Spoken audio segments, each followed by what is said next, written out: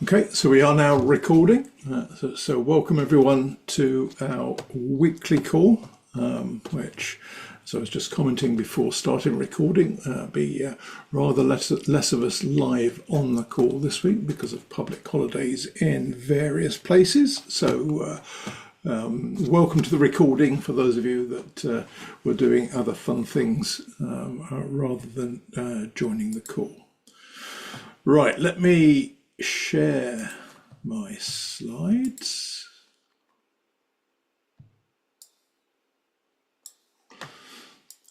Which I've now done. I'll just move things around on my screen so I can see everything. Right, so I should say thank you first to DNS OARC as the long-term sponsor of the call, whose support is very much appreciated as always. Plan for the call today. I'm going to walk through just a few thoughts on both DNS OARC and RIPE 92, which took place back to back sort of last weekend for OARC and then the week immediately afterwards, Monday to Friday, for RIPE.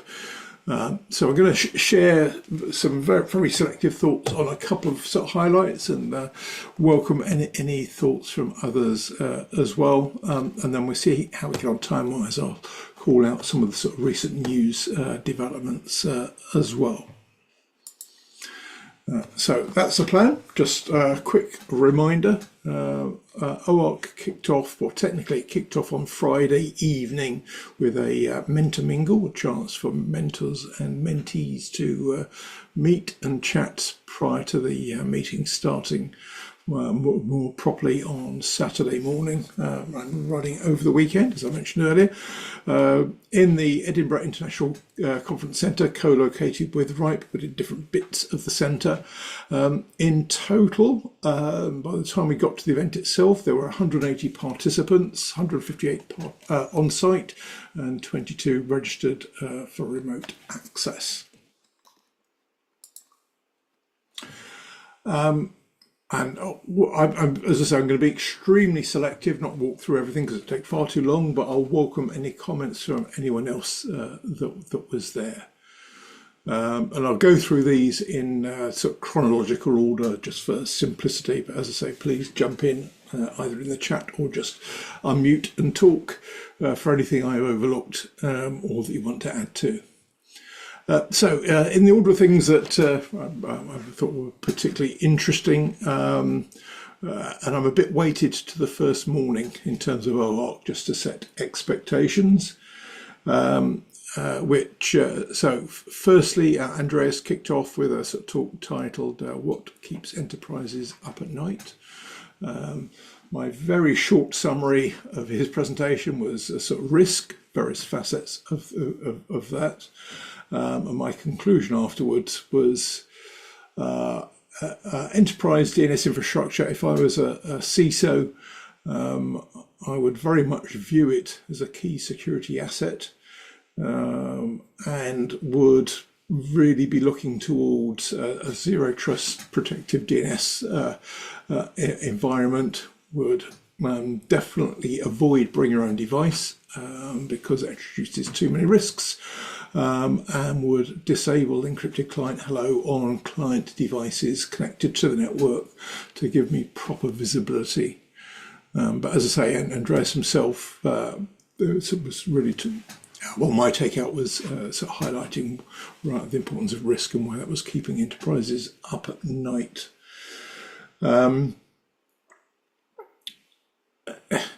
I see, sorry, comment in the chat which I just missed. Michael put in, apparently a decade ago, OARC was basically invitation only and sort of changed at some point.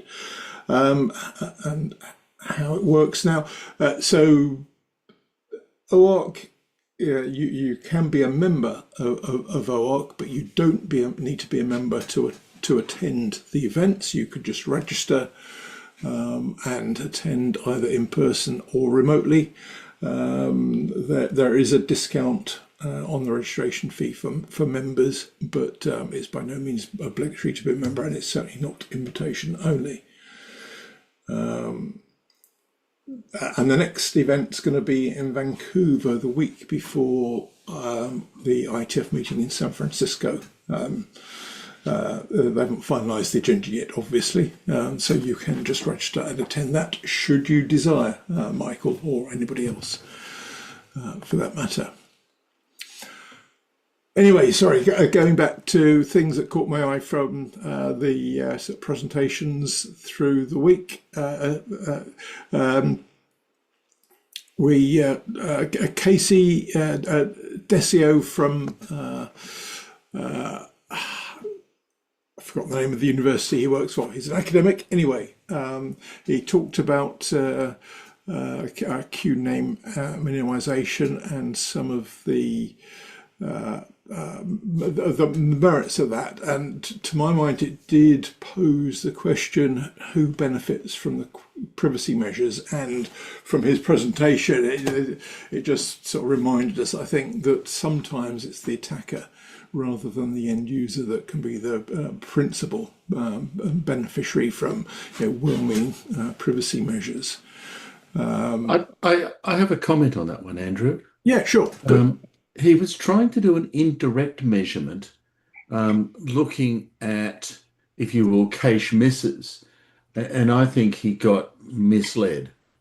I did some measurements now 6 years ago, direct measurements using our ad platform, and even 6 years ago found that some 18% of users were doing queue name minimization. Even then, I suspect the number's a lot higher.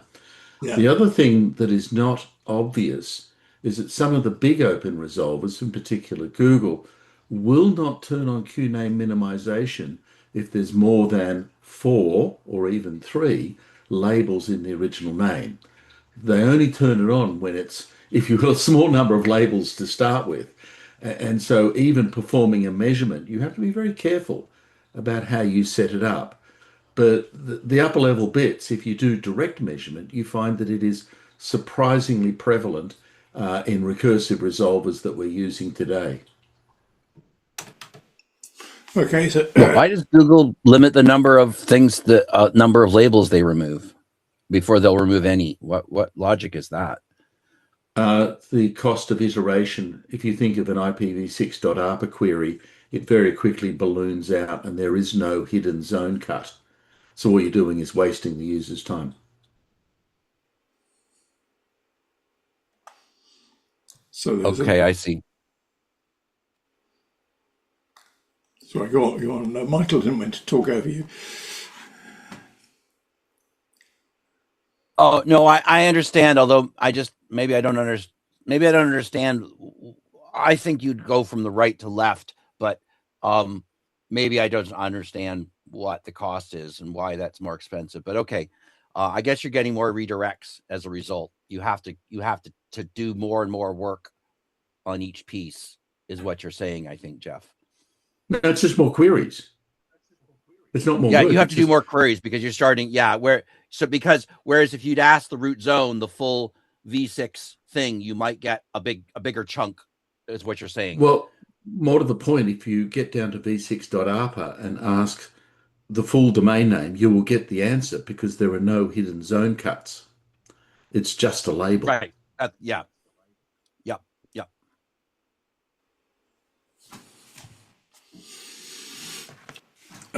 Sorry, the other thing I should have said, obviously all of the sessions were recorded, and the recordings will be available. Normally OARC takes a little while to do some sort of post production work on the recording, so there can be a few weeks delay before they're up. I'm not sure if that's going to be the case this time. I didn't think to ask the team whilst they were around, but you should be able to access the recordings in due course. In the meantime, all of the presentation material will be available, so you can at least download that. So if you didn't see the presentations, you can at least access the material in the meantime from the OARC website. Now, I realise I've mislabeled the next comment, so let me just quickly correct that. Oh, sorry. Give me a second. Let me do this so it's not unintentionally misleading. That will do for now. Right, so the other one I'll call out was the David's presentation on the underminer using CDN shared infrastructure, which effectively is where you had CDNs a while back implemented protections for domain fronting. It bypasses those protections and so is a modern day take on domain fronting. Now, at the time the presentation was given, and David will jump in and correct me if I'm wrong, you weren't able to share the slides because the press release or press material hadn't gone out at that point. But so I presume the slides are available now or will be imminently. Yes, that's correct, Andrew. Thank you. Perfect. But in the meantime, I think you posed this question during the end of your presentation or during the session, or if not, I posed it to myself, but I think it came from you, which was whether the DNS should be viewed as a security layer or left exclusively to the endpoint. In fact, I'm pretty sure you did pose that question rhetorically, at least, in your session, which chimed neatly with my thoughts after Andreas's presentation at the start of the session. So obviously my bias is it absolutely should be, and leaving it to the endpoint's a mistake, because why wouldn't you want a multi-layer defense if you can have it? So consequently, at least in the context of an enterprise, but arguably other contexts, things like ECH are a misstep because they shift the balance of power towards attackers by hiding the target from a layer in the potential defense. So just tossing that in there, but and I suppose it also, given the predominance of CDNs for sort of serving content, I can't remember the latest numbers, but it's a very large percentage of content is hosted through CDNs.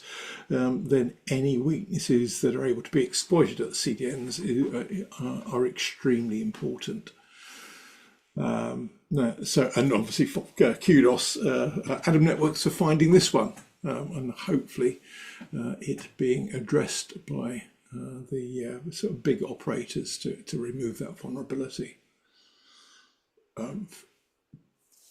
Feel free to have anything you want to add to that, David, since you're rather helpfully there. Without putting you on the spot, you don't have to. There's nothing you want to add at the moment.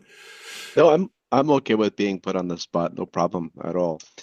I know that the OARC audience is generally focused on the role of DNS on the authoritative, on the recursive side in terms of the overall architecture, but it was a long time ago when Dr. Paul Dixie was really a key role that brought the whole idea of DNS as a control plane to the inside of the edge of any network. And that is largely, I think we can safely say now, a very good direction and has provided a massive amount of protection over the years. And so in that pathway, as we developed Don't Talk to Strangers and Microsoft did Zero Trust DNS, it was basically a way of just continuing that path towards using DNS at the root of network trust as a very powerful defensive strategy. And so this was just in that same direction. Yeah. And so I'm looking forward to sharing in more detail in a couple weeks' time, I think, on your podcast. So thank you, Andrew. Okay, brilliant. Thanks. Okay, let me then move on. As I say, I'm being deliberately selective, so I won't pull out anything specifically in the afternoon. Although since I sort of was doing these slides, I saw, Jeff, that you've sort of written down your thoughts on ADOCs specifically.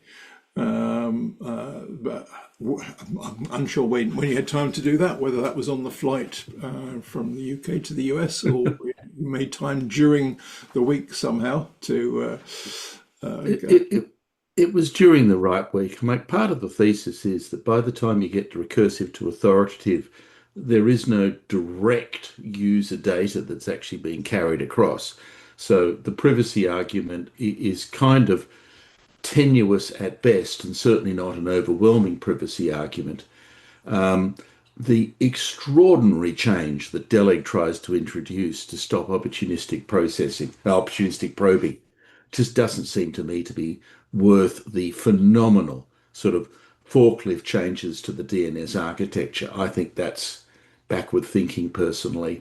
Opportunistic probing can well do some part of the job, but there's an extraordinary price to pay in delay because, do you do this? Do you do that?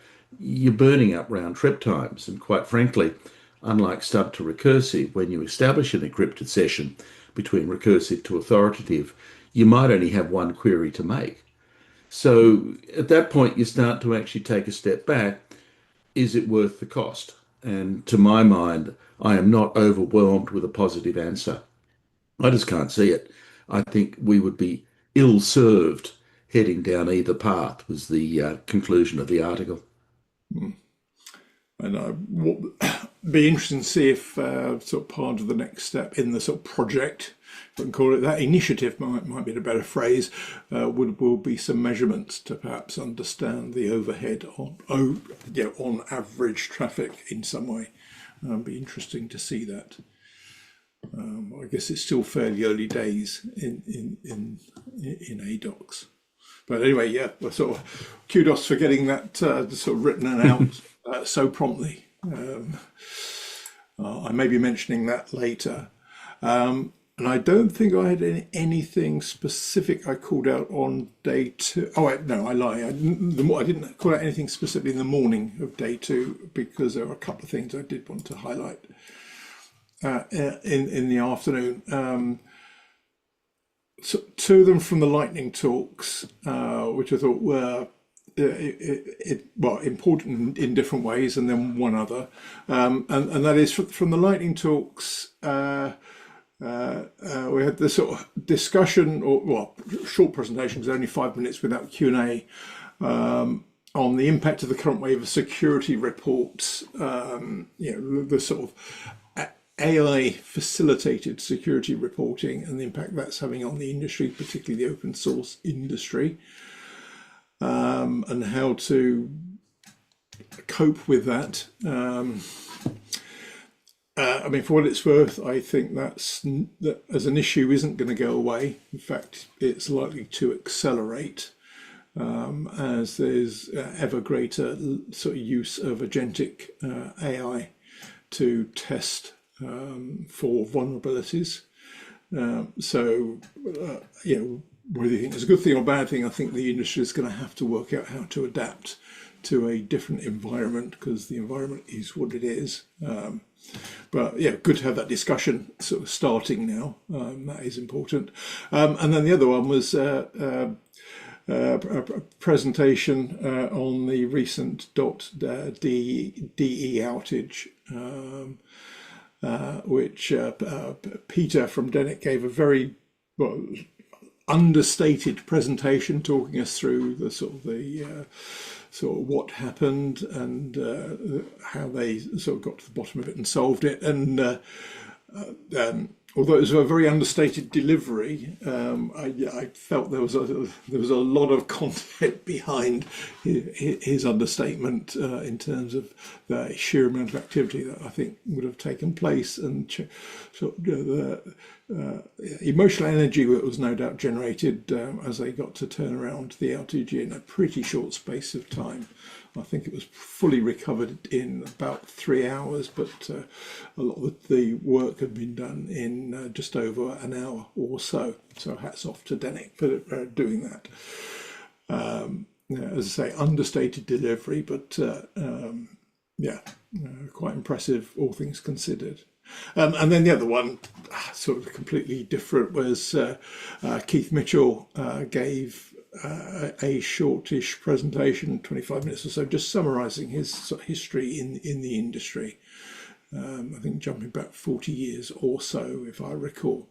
So that was I didn't know all of those things about Keith, so I found it personally interesting. Which isn't to say that there wasn't anything interesting in the rest of the material on the Sunday, but it was those two lightning talks plus Keith's presentation that particularly stood out for me. Let me pause there in case anyone else that was there wants to highlight anything that you wish to share. I found a couple of things there of interest, and there was an assertion that Bind is going parent-centric. Now, what this means is for NS records, where the record is both in the parent side of the domain delegation and in the child side, Bind sort of had an ambivalent attitude, and it used to use the data in the child's record if it had it. But of course, you don't have it until you follow the referral from the parent down.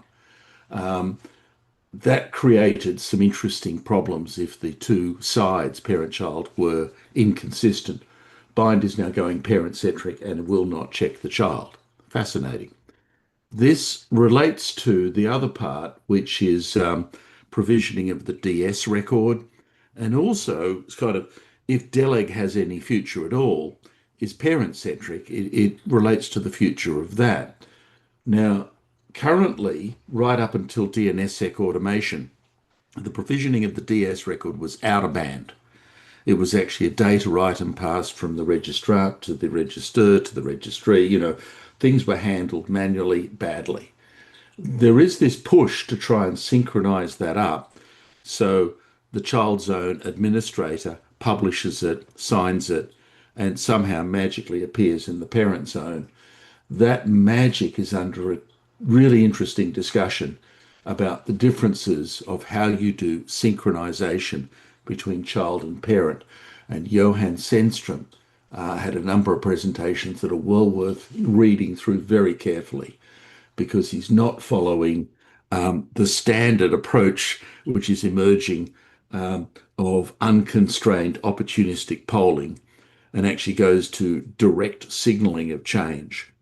It's an interesting style debate, polling versus signaling, and one that I find I'm attracted to signaling. It's much more efficient and much faster.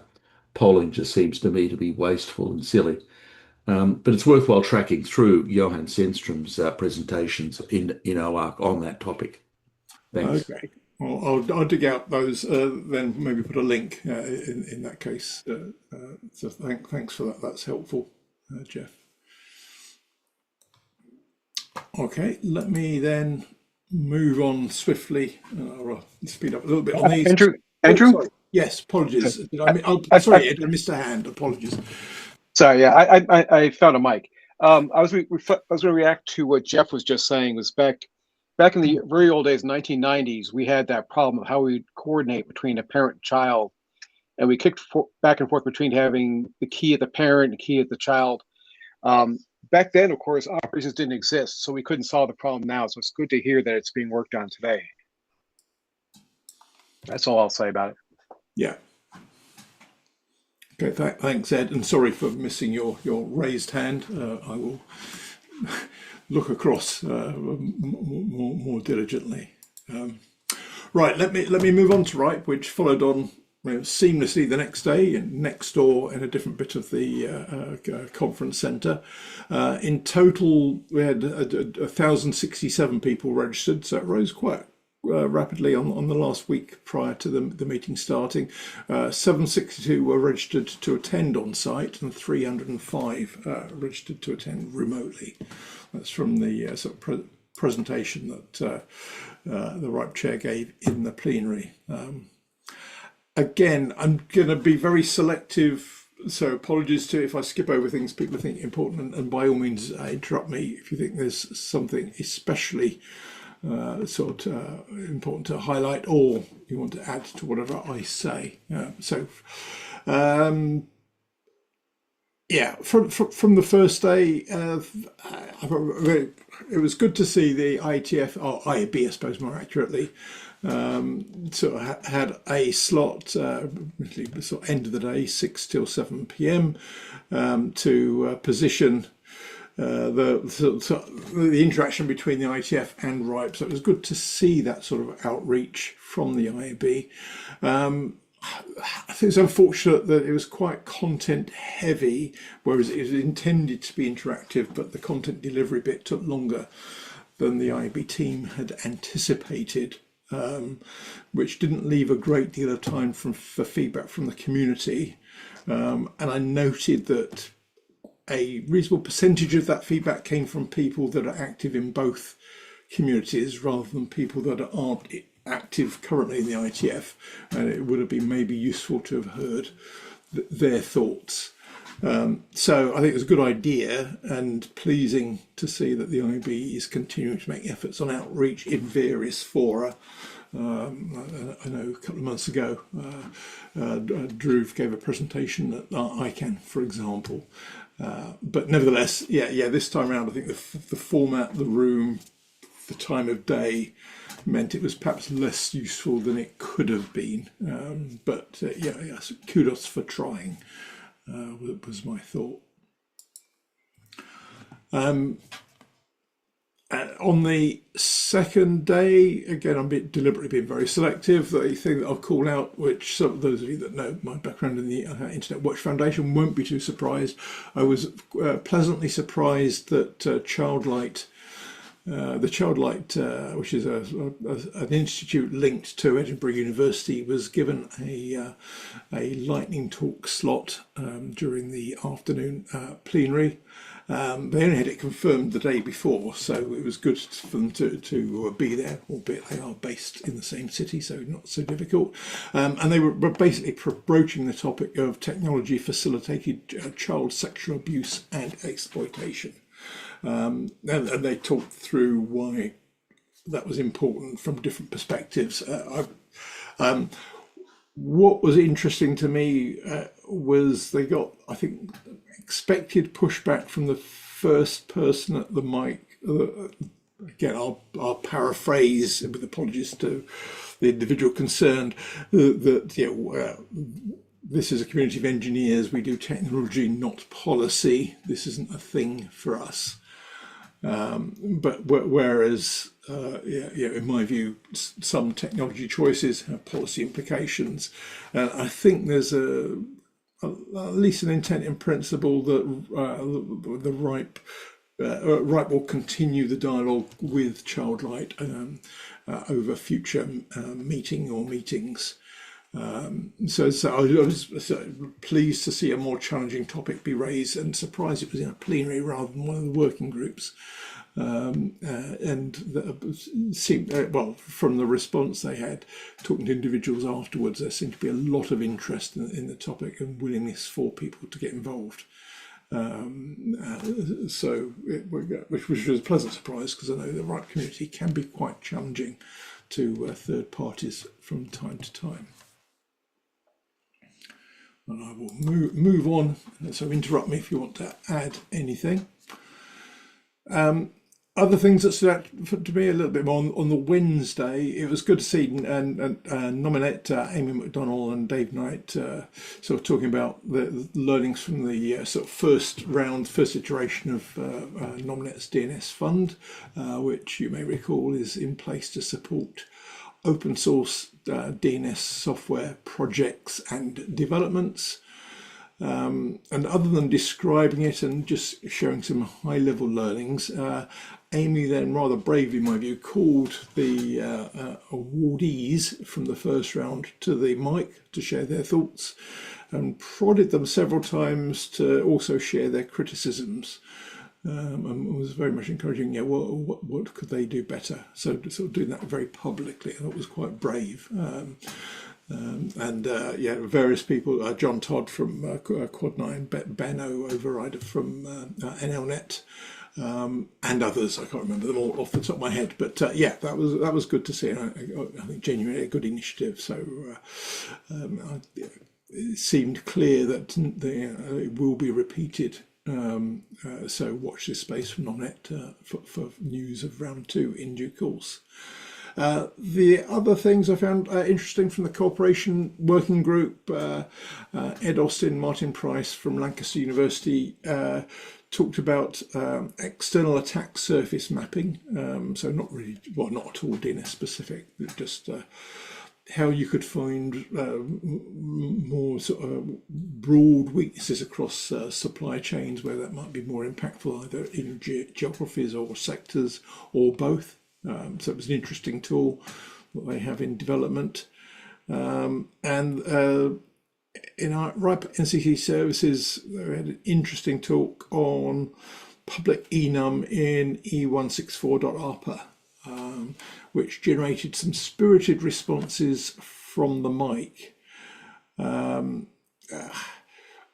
mean, some of them, they're quite critical of the approach that RIPE NCC had taken for various reasons.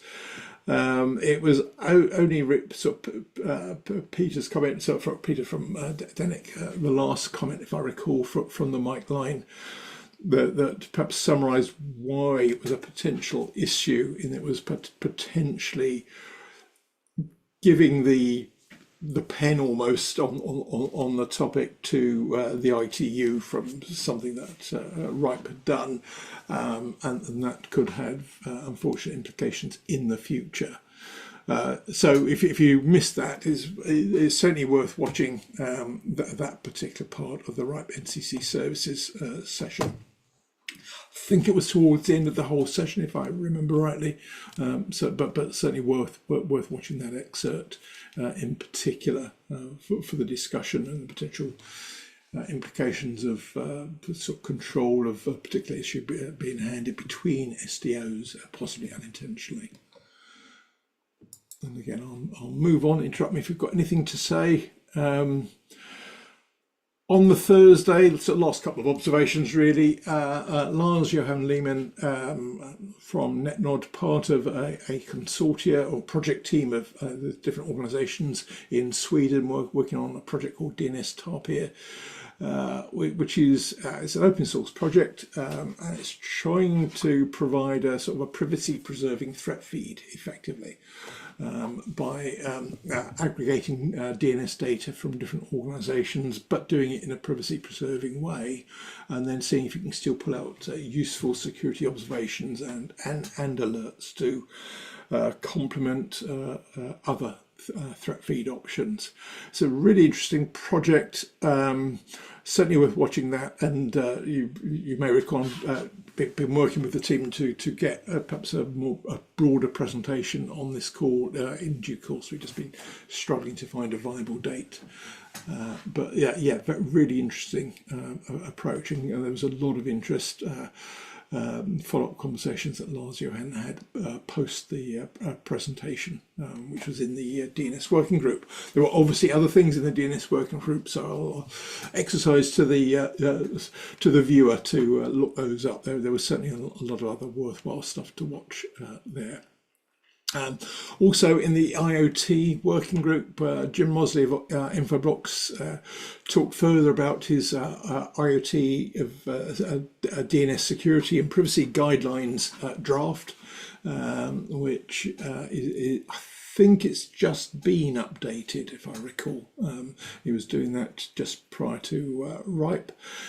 He's co-authoring it with colleagues from UCL and INRIA. I know the work that UCL and INRIA have undertaken has highlighted some significant security vulnerabilities and different practices. So they're trying to pull together what's effectively some best practice privacy guidelines for IoT devices with regards to the use of the DNS.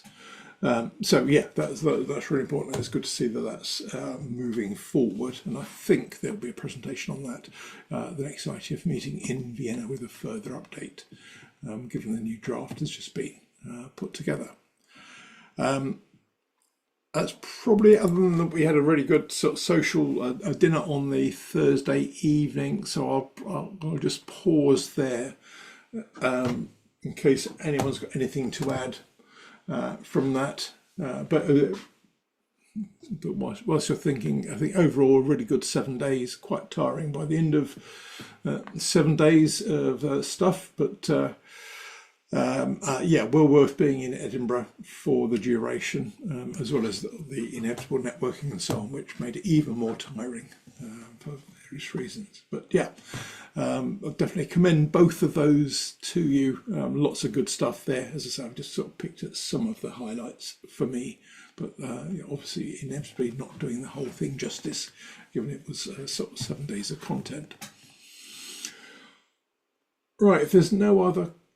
I had a quick comment, Yeah. and it comes from the DNS session and the first presentation by ISC's Andre Suri, who pointed out that a cold cache startup given a single name on bind will take 257 queries to actually resolve that name. Yes. And part of this is the extraordinary way that DNS resolvers tend to explore the space, which works on the principle that the DNS is free. That's true. And DNS queries take absolutely no time at all, which is, of course, abundantly false. And so there is an extraordinary amount of amplification inherent in the DNS as it searches sideways, not downwards, through this space. And part of the penalty is that a single user action can generate a massive cascade of internal queries. And to the extent to which that cascade actually contributes to a fast and accurate answer is entirely questionable. And it's a line of thought that I think is not going to go away, that the DNS is, at this point, incredibly inefficient in the way it operates. I thought it was an interesting talk. Yeah, actually, that's very fair, Jeff. And also, it was interesting because a bit of innovation in the presentation. There was interaction with the audience, and there's quite a wide variance of what people thought the answer was for a variety of questions, including how many queries would be generated. And I think, if I remember rightly, and I haven't got obviously the recording in front of me, I think the majority of responses that were given were underestimated the total from the question. I certainly was guilty of that. I didn't realize it was that bad, but it Yes. is that bad. Yeah, and I mean, maybe a thought for the future would be it will be, not just inefficient, in the sense of the number of queries, but if you started to think about it from a sustainability angle. I mean, I know it's a tiny amount of resource that's being used per query, but given the volume of queries on the DNS, that kind of adds up, doesn't it, over time? So there's certainly a cost. It adds up. And if you ever think that there is going to be some form of encrypted stateful channel, ADOX, then that number becomes scary. And there was certainly a comment, I'm trying to think, I think it was in OARC, where Ralph Weber made the comment that if we head down this path, I think his adjective was, this will be catastrophic for the DNS. Certainly, that attitude that queries are cheap, queries are easy, queries are fast, does not bear out when you start going towards session-based, streaming protocols like DOH, etc. And we're at an interesting sort of point where in the DNS we either go cheap, cheerful, fast, and insecure, or you try and bind up the channel and protect it. But the costs are not easily borne. And it's difficult to say how the market itself is going to resolve that question. I'll be watching with interest personally. Yeah, that comment. Michael, did you want to come in on that? I thought his comments, Andre's comments about the in and out of Baluak name servers and how many was too many and how many was too few. And I wrote an email later that day about that question. But I don't know how we get and maybe Jeff has through your magic of 0 pixel ads. how do I find out if my zone is resiliently resolvable from faraway places? And I think that Andre's like comment, like maybe you should have less out of Bailiwick. I can say that right, am I? I don't know if that stands up when you start going to larger number of places with less reliable networks. Maybe I'm wrong. I don't know. I don't know data, but I'm interested to know.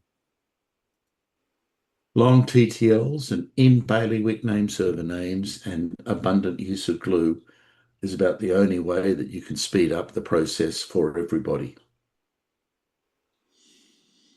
I guess when you start to do that, it obviously then has other implications, such as long TTLs, etc. So trade-offs. Well, the real issue is that most heavily traded names are outsourced, and not the zone, the name.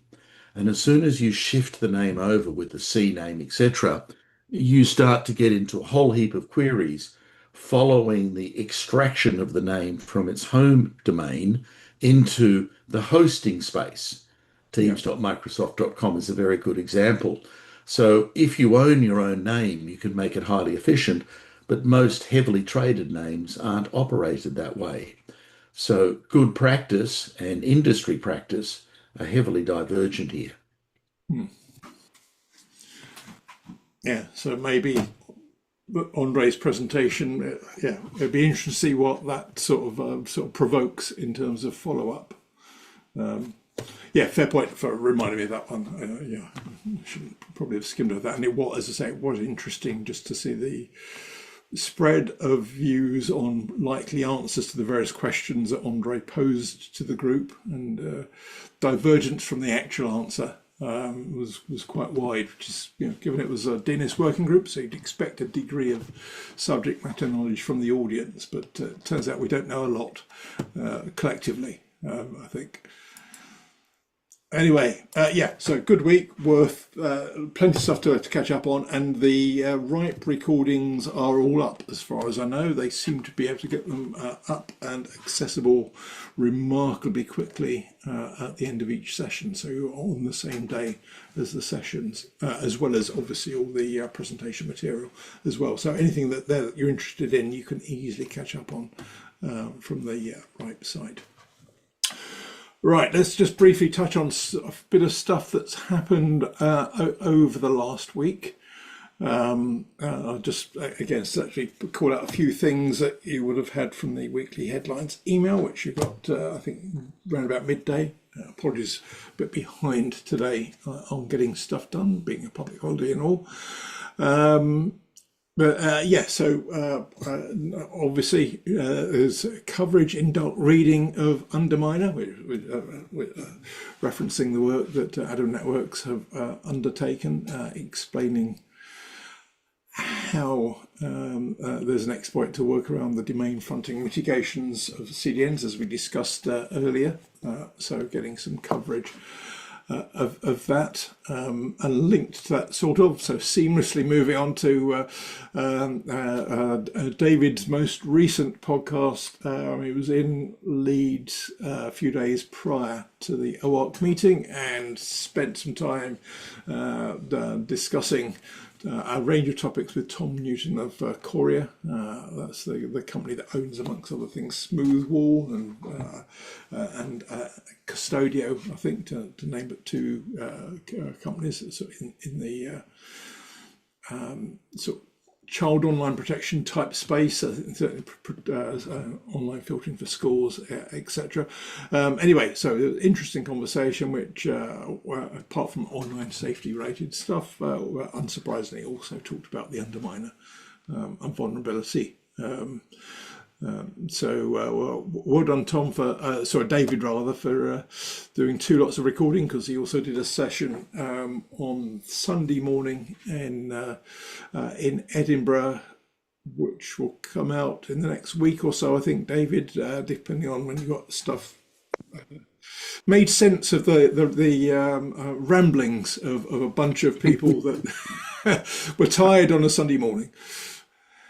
Thank you for doing that early, and also to John Todd and Andrea Staute early on Sunday morning. But I just finished the editing of the closed captioning yesterday, and it's all good. I really enjoy doing the podcast, and especially with the three of you guys on it, it was really enjoyable. I learned even more watching editing afterwards. So yeah, it's coming out this Friday, so 4 days from now. Okay, so watch this space or that space, but in the meantime, watch the discussion with Tom, which is already available. Yeah, there's a piece from ICANN talking about the change of the sort of root zone signing key on the 11th of October, and the old one being fully phased out by next January. But other things, I think this one was a bit more interesting on the top of the page. A bit kind of a clickbaity article about your router's parental controls, a security theatre, but here's a firewall rule that actually works.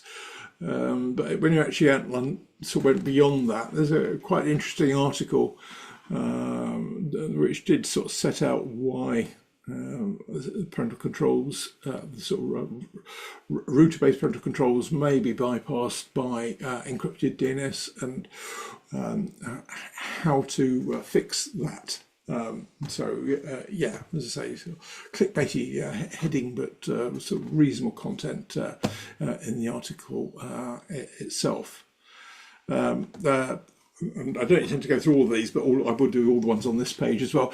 Kenny Huang, the chair of the Taiwanese NEC, just reflecting on Article 19's recent sort of publication on DNS abuse. Just Article 19 were highlighting some of the downsides of DNS blocking, and he sort of just challenges the sort of the perceived wisdom of blocking or takedown at source being best, in terms of just why that's not practical in all cases, and the challenges in particular now, for various reasons, and that a better approach might be what he sort of phrased dynamic injunctions as a reasonable sort of middle ground on that. So yeah, sort of clearly a policy issue, but I again thought that was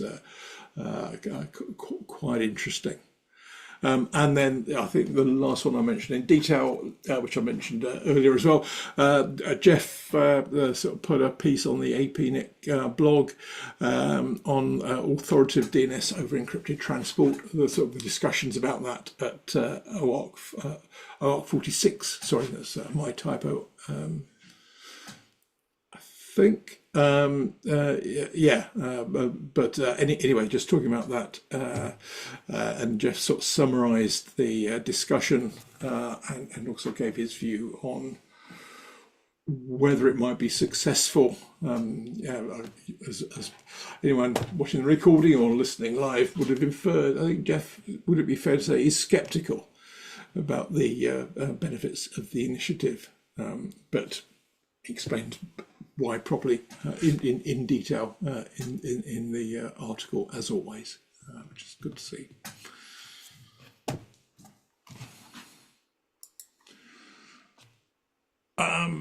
So I won't go through all the rest of these, just sort of highlight, Circle ID, Amin Dake, talking about the current review of regional internet registry governance processes and why that's important and so on. So you can read that at your leisure.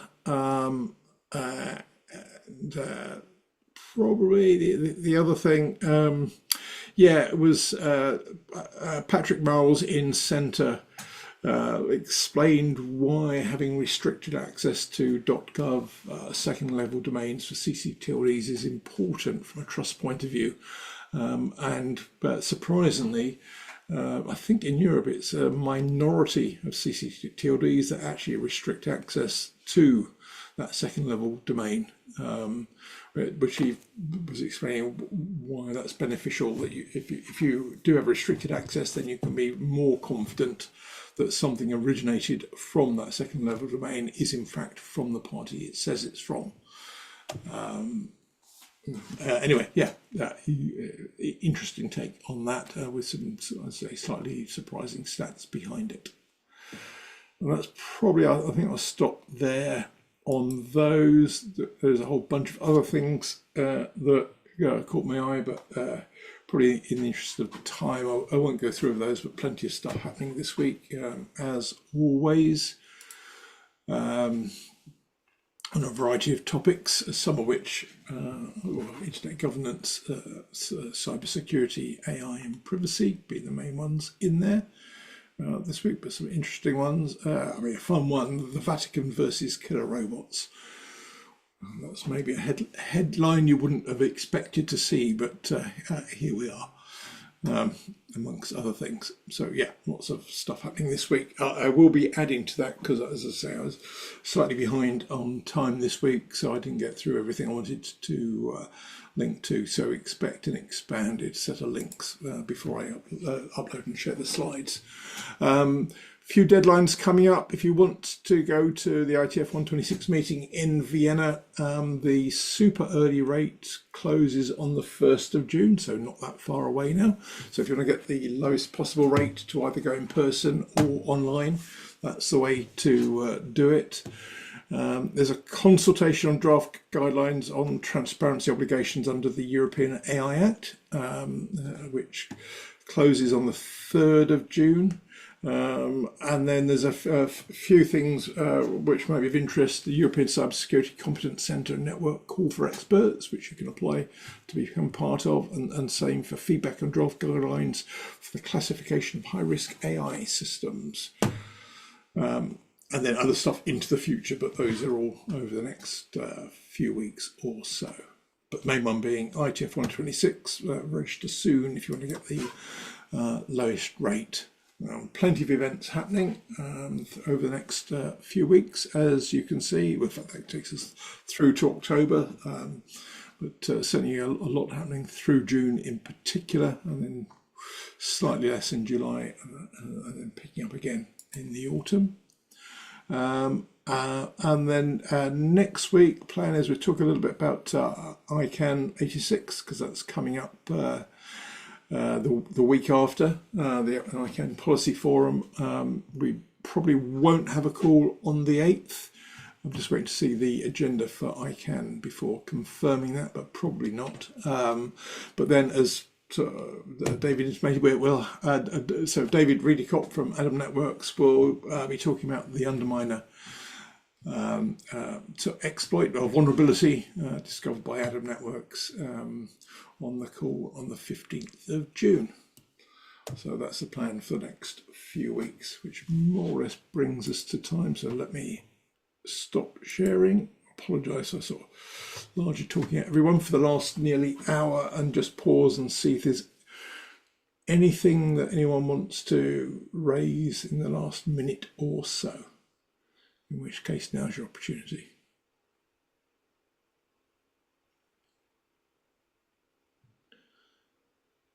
Not seeing anyone typing. I'm not seeing any interest with a raised hand, so I'm assuming not. In which case, hope that was useful. As I say, the recordings of all the RIPE sessions are available now. Will be available soon, in the next couple of weeks or so, I think, for OARC, but all of the presentation material is certainly available for both in the meantime. Have a fantastic week wherever you are in the world, and look forward to catching up next week, where we'll talk about the agenda for the ICANN meeting that's coming up in Seville imminently. So catch up then. Have a great week in the meantime. Bye all. Thanks, Andrew. Bye. Bye all.